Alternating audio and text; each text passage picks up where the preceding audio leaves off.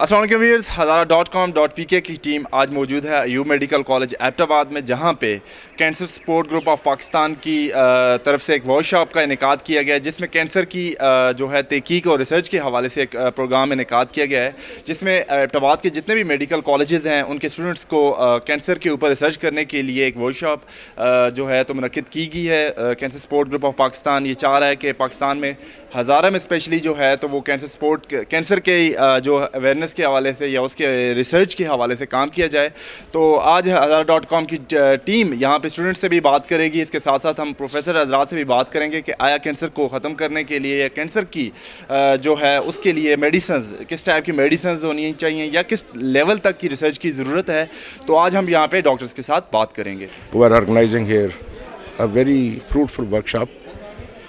and this workshop, I think it will pave matter, or it will pave our way to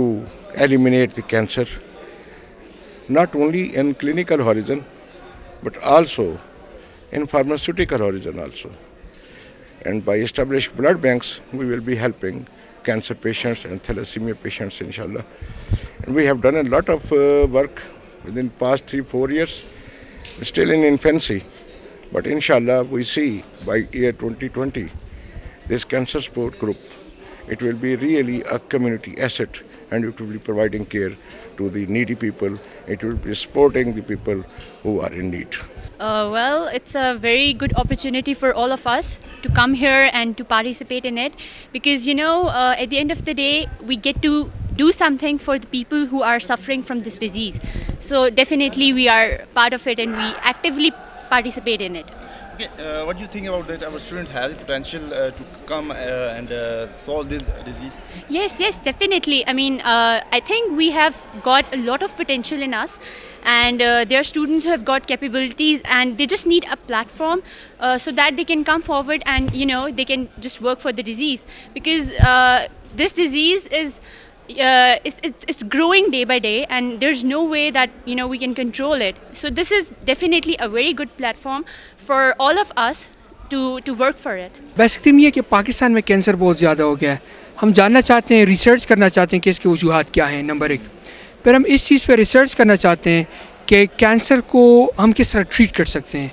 اور third ہم اس پہ research کرنا چاہتے ہیں کہ کینسر کے مریضوں کو جو مسئلے ہیں وہ ہم کس طرح حل کریں گے، یا کینسر کا علاج بہت زیادہ مہنگا ہے، اس کو ہم کس طرح افورڈیبل بنائیں گے۔ سو یہ ساری چیزیں آج کے ریسرچ ورک شاپ کا ہمارا تھیم ہے۔ فرسٹ ایئر میڈیکل اسٹوڈنٹ سے لے کر جو اسپیشلائزیشن کر رہے ہیں وہاں تک ڈاکٹرس کو ریسرچ کی امپورٹنس کے بارے میں بتا رہے ہیں، تاکہ وہ لوگ individually as an institution research میں انوالو ہو جائیں، کیونکہ کہا جاتا ہے کہ ریسرچ کے بغیر اب ہیلتھ کیئر سسٹم کا survival it is not possible. اس کا as the title shows research methodology and the art of medical writing, یہ ریسرچ میتھڈالوجی کے بارے میں ہے، something which has been ignored in the decades Pakistan میں بھی اور اسپیشلی خیبر پختونخوا میں، اور اس کے بعد یہ بہت کروشل اسٹیپس کے اوپر ہے جو آپ کو